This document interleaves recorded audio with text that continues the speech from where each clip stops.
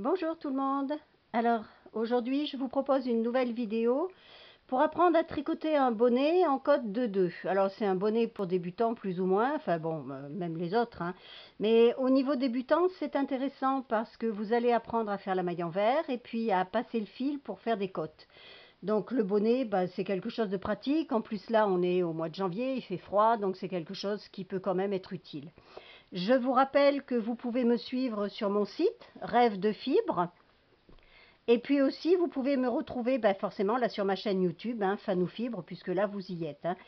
Donc voilà, ensuite vous pouvez aussi me trouver sur Facebook, sur mon groupe qui s'appelle Autonomie et Fait Maison. Je vous mettrai un lien dans les descriptifs de la vidéo en dessous. Et puis voilà, à part ça, après, voilà, je vais vous montrer un petit peu. Alors là, c'est de la laine d'alpaga que j'ai filée, vous savez que je file ma laine. Donc cette laine, elle se tricote avec du 4,5 à peu près, je vais dire. C'est ce que j'ai fait. Après, vous avez plusieurs possibilités pour faire ce bonnet. Soit vous prenez comme moi des aiguilles à 4, un jeu de 5 aiguilles à pointe. Parce que moi j'aime bien tricoter en rond. Par contre, les aiguilles circulaires et moi, c'est pas tout à fait top. C'est pas trop ma génération, il faudrait que je m'y remette. Mais bon, je voyais, il y a encore un peu de paille qui traîne. Ou alors, vous vous simplifiez la tâche. Vous tricotez avec des aiguilles droites, un jeu de 2 aiguilles droites, assez longues puisqu'il y a plusieurs mailles. Et puis à la fin, quand vous aurez terminé, vous ferez une couture. Voilà, c'est pas bien compliqué non plus. Vous faites selon votre convenance. Donc là, il va vous falloir monter 104 mailles.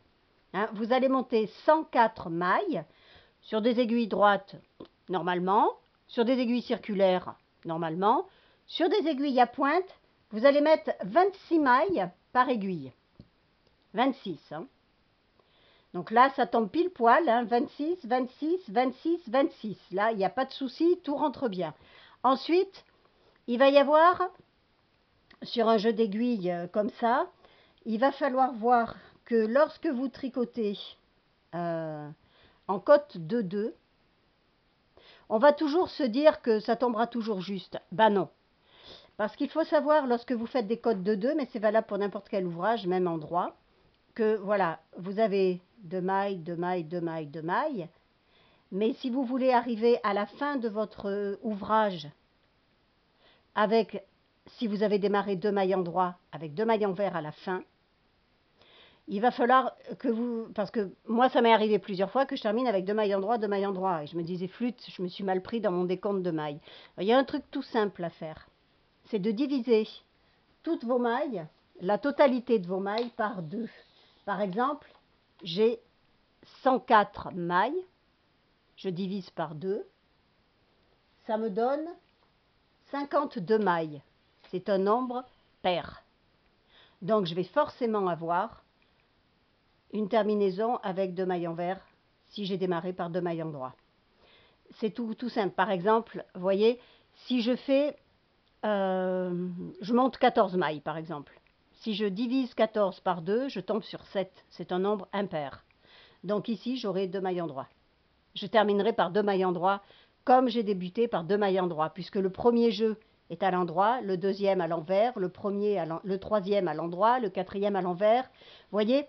Donc dès qu'il y a une division qui tombe sur un nombre impair, vous allez terminer par 2 mailles en droit, si vous avez démarré par 2 mailles en droit. Donc là, comme je suis en rond, il va bien me falloir 2 mailles envers de l'autre côté. Automatiquement, il faut que je tombe sur un nombre pair. Par contre, suivant comment je veux terminer sur un ouvrage, par exemple droit, si je veux faire une belle couture, je vais m'arranger plutôt pour terminer par un nombre impair, donc par avoir 2 mailles de plus ou de moins, de manière à ce que lorsque je vais coudre, comme 2 mailles seront prises ensemble dans la couture, je me retrouve avec effectivement les 2 mailles identiques et qui continuent le dessin. Voilà, ça sont des petites ruses. Bon, alors ensuite, lorsque vous avez tricoté vos mailles sur les aiguilles, comme ça, à pointe, vous allez avoir ici maille en droit, mais 26 mailles, si vous divisez 26 par 2, ça fait 13. Donc effectivement, vous voyez, je termine par 2 mailles en droit. Donc ici, sur ma deuxième aiguille, je vais démarrer par 2 mailles envers. Pareil, Si je divise 26 par 2, ça me fait 13. Je vais terminer par 2 mailles envers. Donc je vais reprendre ici par 2 mailles en droit, terminer par 2 mailles en droit. Et là, ben, parfait. J'ai 2 mailles envers sur 2 mailles envers. Et donc en fait, j'ai bien mes codes de 2 partout. Voilà. Bon, maintenant que je vous ai expliqué tout mon petit topo, nous voilà partis. Alors, si vous voulez savoir comment monter les mailles et faire la maille en droit, il y a déjà une vidéo qui a été faite pour ça lorsqu'on a fait les chaussettes. Donc, je vous conseille de regarder dans la liste des vidéos. Il faudrait que je vous fasse une playlist, mais je ne sais pas trop bien faire ça pour l'instant. Pour tout ce qui est tricot. Donc là, je démarre. Alors attention, hein, comme c'est un... Comment je veux dire? Là, c'est ma première aiguille. Hein. J'ai mon fil, ma petite queue de départ là qui reste. Hein. Mais je suis en tricot circulaire, donc je tricote toutes les mailles. Il n'y a pas, je passe la première maille comme dans un tricot droit. Ici, je tricote, oups là, avec des aiguilles vagabondes. Une maille en droit. Vous vous rappelez, hein? Je pique, voilà. Là, je fais une maille en droit. Donc, j'ai fait mes 2 mailles. Sauf que, pour faire une maille envers, il ne faut pas que mon fil soit derrière l'ouvrage, il faut qu'il soit devant. Donc, je vais passer mon fil, vous voyez? Je vais passer, mais j'ai des aiguilles qui sont vagabondes ce matin. Vous voyez, je passe mon fil. Je ne sais pas si on le voit bien, ça va? Je passe mon fil, je demande au caméraman. Et là, je ramène mon fil devant. Et là, je vais faire ma maille envers. Donc, je tiens bien mon aiguille et mon fil. Je vais non pas piquer comme ça, pour une maille en droit, mais je vais piquer en dessous et ressortir devant. Je ressors devant. Je fais passer mon fil comme ça, là, mais voilà, je tourne, hop, ici, je le retire un petit peu, je pousse mon aiguille et hop, je passe en dessous et je tire ma boucle. Voyez? Je vais recommencer, là, voilà, je passe en dessous, là, je passe mon fil dessus, je tourne autour, je reviens devant, je tiens bien mon fil pour pas que ça se carapate, je pousse et hop, je passe et je récupère ma boucle et je tombe. Là, j'ai fait mes 2 mailles et maintenant, mon fil est derrière, mais je veux faire des mailles en droit. Alors, je vais repasser mon fil devant. Tac, voilà. Et là, je fais une maille en droit, comme ça. Là, hop, je passe de l'avant vers l'arrière. Je passe mon fil, tac, et je tombe. Et maintenant, je veux mon fil devant, donc je passe mon fil. Voyez? J'essaye de planquer mes autres doigts, mais bon, ils sont accrochés. Hein. Je passe mon fil devant. Je viens chercher par derrière. Je viens chercher la première... comment on peut dire? Le premier brin, là, celui qui est devant. Mais je le prends de la droite vers la gauche. Alors qu'en maille avant, je vais de la gauche vers la droite. Là, je le prends de la droite vers la gauche. J'enroule mon fil. Je tire. Et hop, je descends. Voyez? C'est tout simple. Je passe mon fil. Alors, d'abord mon aiguille, mon fil. Là. Voilà, voyez? Tout bêtement. Et puis, je vais revenir. Voilà. C'est tout simple. Ça sera toujours comme ça lorsque vous passerez d'une maille à l'autre. Hein. Pour la maille en droit, le fil est derrière.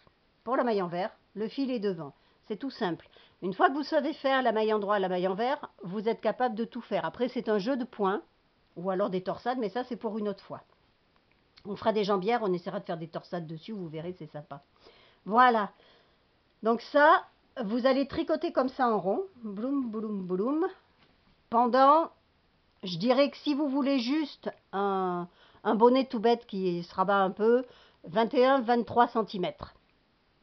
Si vous voulez pouvoir faire un rabat, hein, c'est-à-dire vous avez votre laine, votre bonnet tricoté, puis vous voulez rabattre comme là par exemple, vous voyez, moi j'ai ma manche, voilà, hop, si je voulais faire un rabat, à ce moment-là, il va falloir tricoter au moins, je dirais 28 cm à peu près, 25 c'est pas mal, 25-26, pour que vous ayez un petit rabat comme ça. Alors, ça serait de la laine fine, je le ferai. Moi, sur de la laine épaisse comme ça, j'aime pas, parce que je vais avoir l'impression d'avoir une espèce de bouchon sur les oreilles. Donc, je préfère le faire droit. Je vais tricoter, on va dire, 21-22 cm droit. Et après, je vais entamer les diminutions. Alors, Quand j'en serai aux diminutions, je viendrai vous refaire une vidéo. Pour l'instant, je vais monter mon bonnet comme ça en code de 2. Et par contre, pour la quantité de laine qu'il faut, j'en sais fichtrement rien. Parce que comme je file ma laine, je fais au fur et à mesure. Là, j'ai à peu près, entre ce que j'avais filé, 68 mètres. Je pense pas en avoir assez, donc je vais certainement devoir en filer un peu plus ou alors jouer sur d'autres couleurs, parce qu'on peut faire des rayures aussi, hein. Il suffit à ce moment-là, ici, de changer au départ, là, sur votre première aiguille, de tricoter avec une autre couleur, hein, tout bonnement, hein. Voilà. Donc, je vais vous laisser comme ça. Si vous avez des demandes, d'explications complémentaires, de je sais pas quoi, hein, ce que vous avez envie de demander, vous n'hésitez pas à me laisser un commentaire. Si vous voulez, vous venez nous rejoindre sur le groupe Autonomie et Fait Maison. Je vous mets le lien. Et puis sinon, bien sûr, hein, les endroits où vous pouvez me suivre, hein. Et sur Facebook, c'est sur mon nom, hein, Fabienne Grichois, il n'y a pas de souci. Mais je partage quasiment rien sur ma page perso, hein. Tout est partagé sur le groupe. Comme ça, on est un petit groupe restreint. On n'est pas nombreux, hein. On ne veut pas d'un groupe nombreux. C'est pas intéressant d'avoir un groupe avec plein de gens qui viennent. L'important, c'est des gens de qualité qui ont envie de partager et puis surtout qui sont sympas. Sur ce groupe-là, il y a obligatoirement bienveillance et tolérance parce que les gens qui sont désagréables, ils prennent la porte illico presto. Je n'accepte aucune intolérance et aucune agressivité sur le groupe. Je trouve qu'on est suffisamment agressé dans la vie extérieure et sur la majorité des groupes ou même sur les pages Facebook ou ailleurs. C'est pas la peine d'en rajouter. Donc sur le groupe, c'est un lieu où règne la gentillesse en règle générale, hein. Voilà, et on partage le tricot, la cuisine, le jardin, enfin tout ce qui peut nous amener à être le plus possible dans le fait maison pour être un petit peu autonome et ne pas dépendre constamment du monde extérieur. Donc voilà. Ben écoutez, je vais vous souhaiter une bonne journée, un bon dimanche pour aujourd'hui. Si vous regardez la vidéo aujourd'hui, on est le dimanche, je ne sais plus combien on est au mois de janvier, vers la fin, on doit être le 25, le 24, quelque chose comme ça. Je vous souhaite un excellent dimanche et puis je vous dis à bientôt et n'hésitez pas à nous rejoindre, ça nous fait plaisir d'avoir des personnes sympas qui viennent avec nous. Les hommes aussi apprennent à tricoter sur mon groupe s'ils en ont envie, on a déjà des adeptes. Voilà, je vous souhaite un bon dimanche et je vous dis à très bientôt pour une autre vidéo. Bye bye!